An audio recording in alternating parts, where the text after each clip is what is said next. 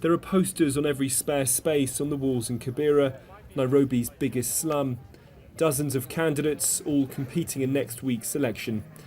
As well as endless pictures of politicians, huge murals have sprung up, all of which have the same message, that there should be no repeat of the violence that saw Kibera nearly burned to the ground after the last election 5 years ago.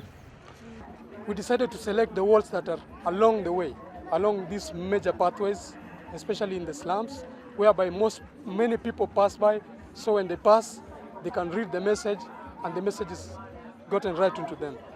The Kibera Walls for Peace project is just one of numerous peace initiatives and events that have taken place across Kenya in the past few months. They even painted a train that passes through Nairobi.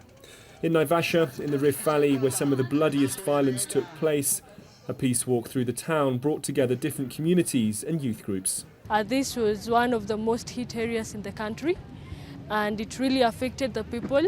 And now, as we are drawing near to the election, want to spread the gospel of peace. We've dubbed our walk as A Peaceful Kenya Starts With Me. More than 1,100 people died and hundreds of thousands were displaced after the results of the last election were hit by allegations of fraud.